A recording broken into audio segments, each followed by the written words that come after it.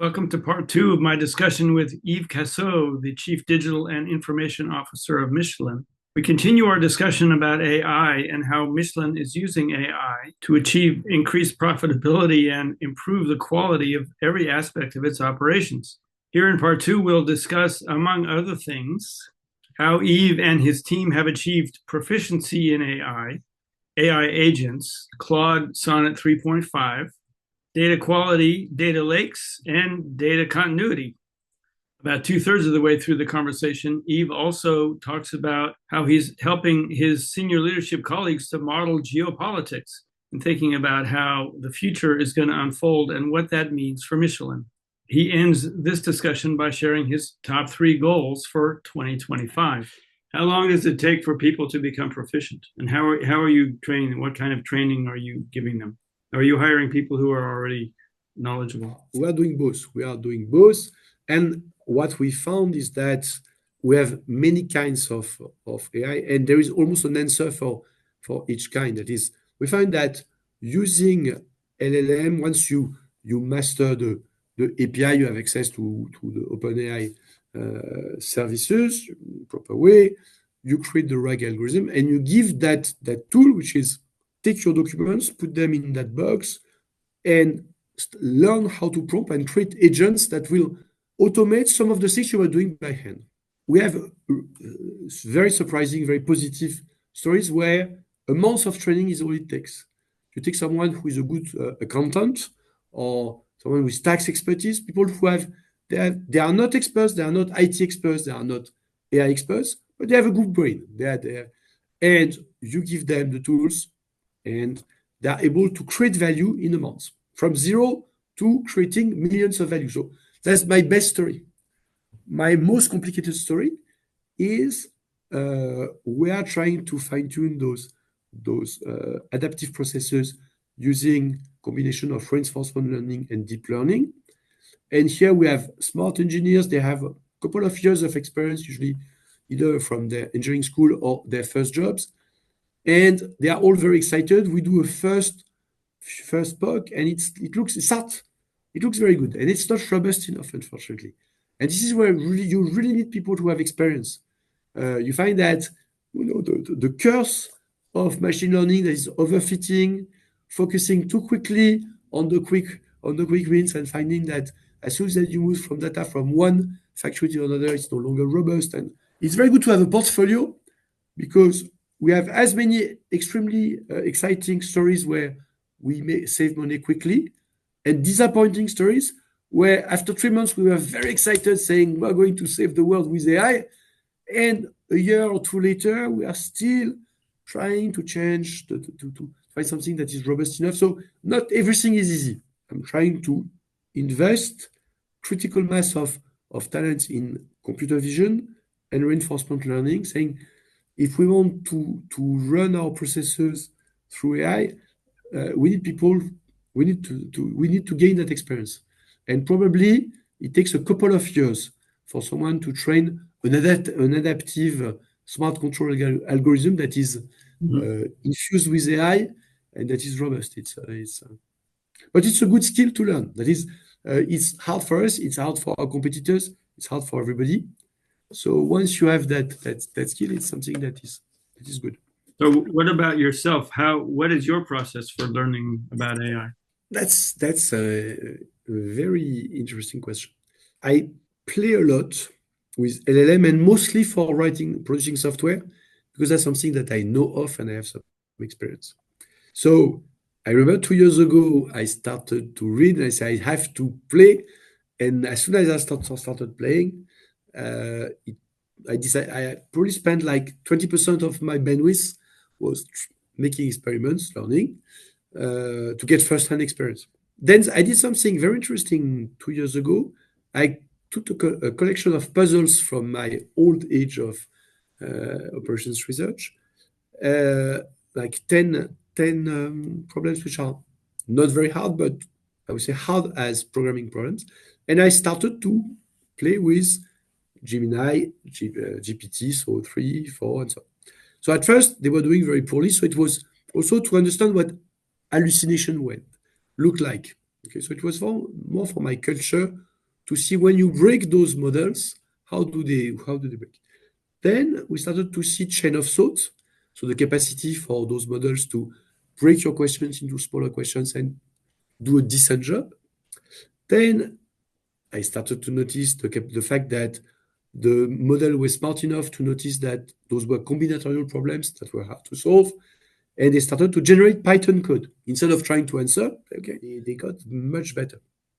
Still, because it's my trade, I upped my game and I gave problems that were harder to solve. And frankly, I got totally puzzled, 2 months ago, playing with Sonnet 3.5, which was able to solve all my problems with beautiful explanation and producing Python code that was really nice code. I allow myself 10% of my time really playing with the thing just to get familiarity. And also because as the CIO, I try to push my team to experiment with the use of GenAI to generate code. For the large other classes of AI, I learn from my teams. I make sure that I spend some time learning what they did, what worked, what didn't work. I leverage a little bit my background as a research scientist. I'm good at reading research papers. But the ratio between the things I would like to read and what I read is 1 to 1,000. It's not 1 to 10 or it's so You have to be selective. it's almost a Socratic method that is it's important to read just to be aware how much is happening and therefore you don't know what you don't know. Therefore, you simply can encourage your team to say, whenever you have a conviction, revisit it every 6 months, because what was true 6 months ago is no longer true. If I look at 2024, I spent a fair amount of time playing with AI tools. And to come back to your question about what do I do with models, I have developed a set of techniques a long time ago, working on competition, mostly econometrics method, which uses Monte Carlo simulations or randomization, a little bit of classical combinatorial optimization to optimize I would say it's constraint optimization, and evolutionary game theory to look for Nash equilibrium. I'm not there yet. One of the things I want to do is to play what can Europe do facing Moody, Xi Jinping, Trump, and if you instead of trying to think that the world, the COP 29, 26, or no, 36 will come up with joint decision. If you take the assumption that right now there is too much divergence in the political interest of the players, probably something will emerge, some kind of cooperation, but it will be as a reaction to a few catastrophic events, and as opposed to a cool top-down gentleman or gentle lady meeting, and that I don't believe for a second. So I'm excited to play, and that is a form of AI. It's when you have a smart system and you have agents and you let them fight or compete against another and look for the emergence of structure. That is one form of AI that I'm eager to play with.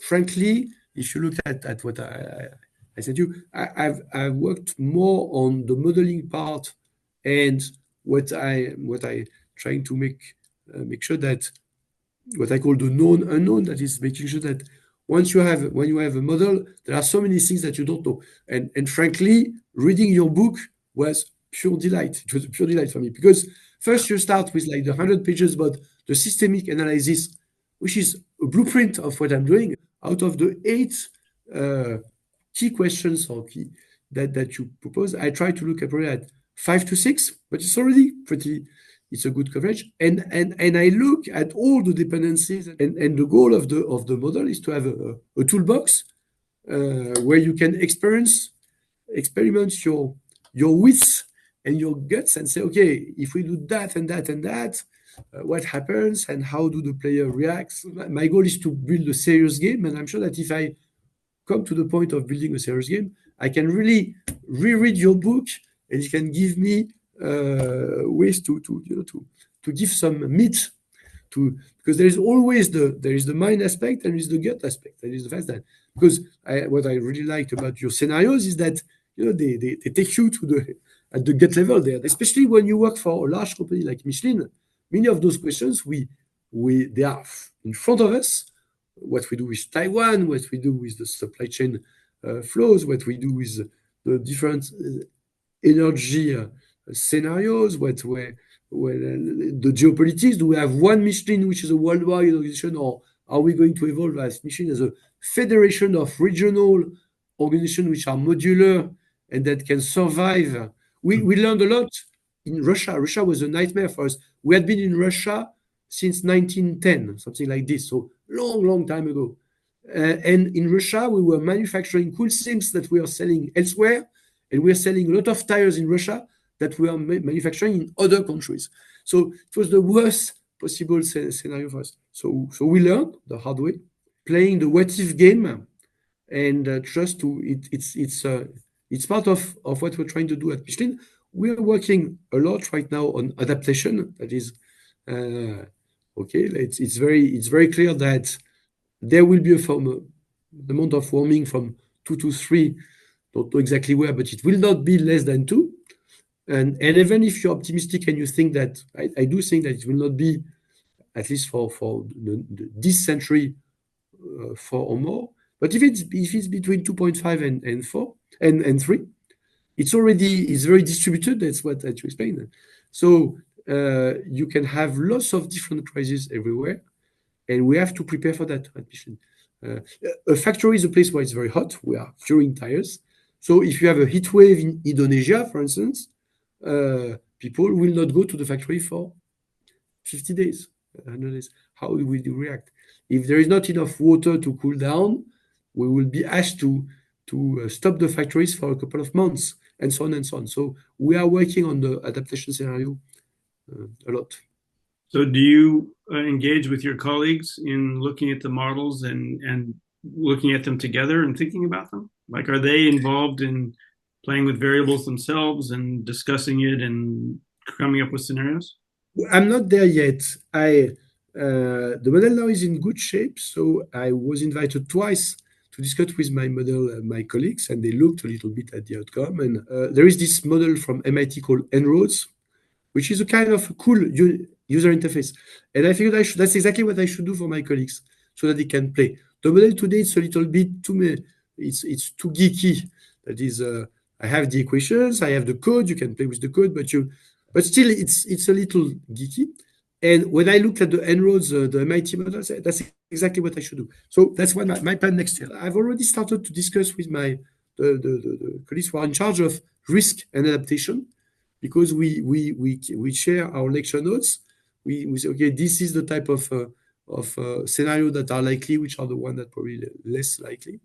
So I would say I've started an open discussion. I have not started to export my model as a tool yet, but frankly, it was not ready yet. Also, it's a learning journey. What about scenario planning? Are you using that? Not from the computer perspective or the AI perspective, but just as a collaborative thinking tool? Yes, we are using that at Michelin. We've been working with external companies. So we're working with different companies. We have a few think tanks, mostly university think tanks that are producing macro scenarios. And one of the reasons for me to work on CCM was to say, let's make sure that each scenario works from the physics point of view. That is sometimes the scenarios, they are there to make you think, but they are a little too sketchy. And we are also working with AXA Climate, which is a subsidiary of AXA in France. They are trying to compile data about damages and weather, fires, flood, and so on. That is interesting for us. They are producing scenarios. We can ask them for this part of the world where we have 2 factories, give us a few scenarios about floods, drought, extreme weather, and so on. So when I mentioned scenario planning, I wasn't thinking so much of reading other people's scenarios, but the process of working with an executive team for them to think through the scenario. Yes, and we did one such exercise. We have a summer university. It's people mostly from risk management and quality. Yes, and we use the MIT En-ROADS models. You can buy it as a service, as a serious game. So it comes, you get the software, but you get a session organizer who plays the role. It's role playing. It's really cool because Yeah. he's the guy is in charge of UN and is telling us, okay, now in the room you have 50 people. You will be the developed countries, you will be the poor countries, you will be this, you will be all kind of stakeholders, and your task is to accelerate. The previous COPs have been failures and so on. So now you have to come up with a much better comprehensive plan. There was a lot of excitement. So I learned from this that yes, that's a good way to deliver Mhm. tools and ways of thinking. Yeah. So I hope we'll play further. For many years, I worked with Total leading scenario planning workshops. And what I learned from that was that having people read a scenario, like somebody else comes up with a scenario, is actually counterproductive. It doesn't help at all because the value is in thinking through the Thinking, possibilities, yes, realizing that it might go this way and it might go that way. And so we have to be strategically prepared for opposite outcomes versus I can read the story of this one and I can read the story of that one. And it's like watching television. Yeah. So I tell people when I'm pitching this work basically that you have to do your own push-ups. It's like physical yeah, exercise. You can't have I can't do push-ups for you. You can't do them yes, for me. You have to do your own. The only other thing I wanted to ask about, other than the 100 things I wanted to ask about, with respect to your use of AI at Michelin, is how you're managing the data and how you're preparing it. And behind that question is the observation that's very now common, which is that organizations have to feed their AI models with data, but their data is not in good shape. And so yes, absolutely. they're struggling with either aggregating data or cleaning data or feeding poor data into models and getting results that are confusing or not satisfying, et cetera. So I just wondered, so, if you could talk a little bit about what kind of Yeah, investment you're making in data, what kind of tools you're using, et cetera, et cetera. at Michelin, I like to say that we are a data-driven company for a long time, but very siloed, and it's related to our culture of chemistry know-how that we tend to take our secrets seriously. And I would say up to 20 years ago, you had lots of people taking decision based on data, but it was their data, local data, and you couldn't have access to everyone else's data. So what we did 5 years ago, we said, okay, we have lots of silos of data in classical databases.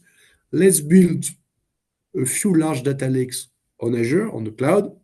The new technology will force us to migrate and to give a better view on the players. But what are the other data that are available because their colleagues have accumulated that data, and we are halfway. So on the one hand, the good news is now we have plenty of data, and we have rich data lakes and plenty of data. We are using the data. I monitor how much data we put in the data lake, but how many people daily are using the data to read, and we're making progress.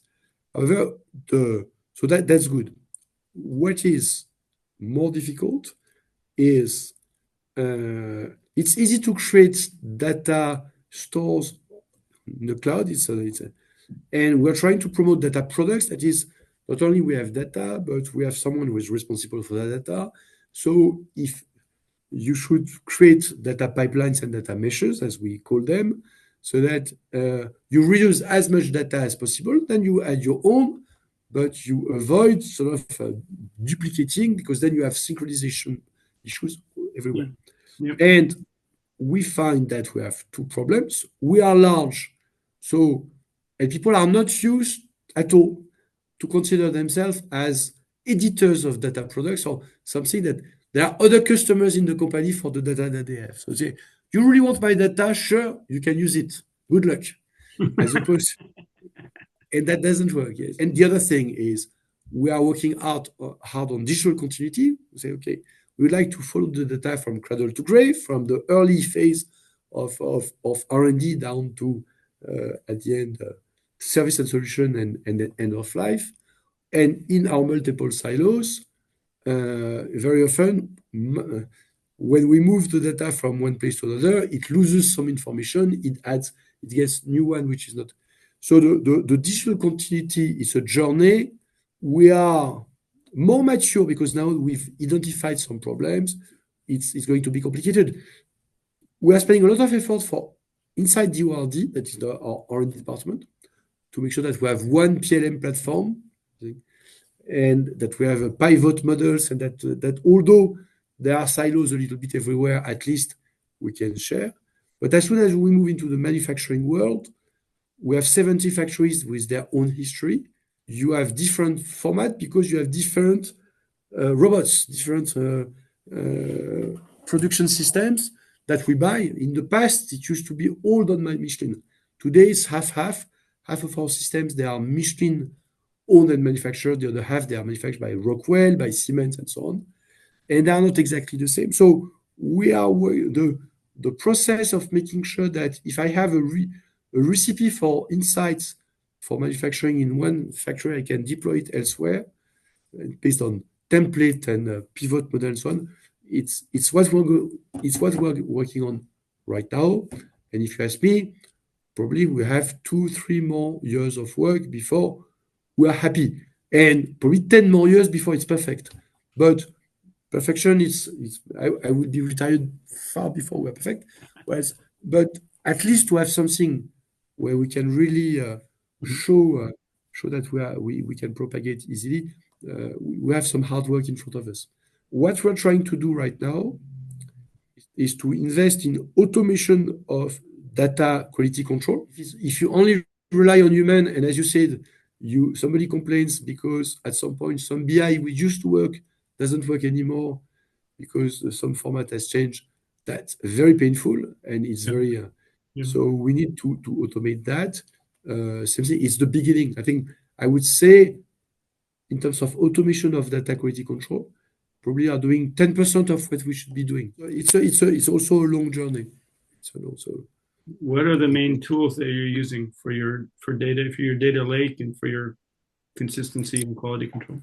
Everything is Azure, on top of which we have Snowflake and Databricks. We started with Databricks, and so I would say 2/3 of our footprint is Databricks, and a small third, yes, a quarter is Snowflake, because we found that, especially on the service data, we were lots of time series. Snowflake works well for us, and then we have lots of tools. So we are using Dremio, for instance, as a tool to move data sets from one format to another. So we have a catalog tool, which is not great. It's called Colibra. We use that to make sure that we have a common way of telling everybody this type of data you will find in that part of the data lake. If I look at the 10% of data quality control that we're doing, it's a lot of ad hoc SQL queries. It's not very AI-ish. It's a headless BI script. You write the code that you write for doing a dashboard, except you don't show the dashboard. You just have some consistency measures that you make, and if everything is fine, you just don't complain. Otherwise, you raise an alert. It's headless BI. And we've talked about using machine learning to detect data quality. We are not doing much yet. We are doing tests. It's the end of the year, so we prepare the big goals for next year. And I have one slide where I say I have 3, in terms of data foundation, I have 3 goals. One of them is digital continuity. The other one is making my business data owners aware that they are used depending on one each other. So it's really about governance. And the third about automation of data quality. So you've been talking for an hour. How are you doing? Are you feeling all right? I'm okay. I hope you found that as interesting as I did. This is the second, but there is a third video in the series as well. Yves and I continued our conversation and shifted to talking about his climate and energy modeling project, which he is pursuing with his colleagues at the French Academy of Engineering. This is also a fascinating bit of work, and I'm sure you'll find that video, which we'll post shortly, to be very, very interesting as well. Again, many thanks to Yves for spending so much time with us and sharing so many insights with us about AI, Michelin business, and the future.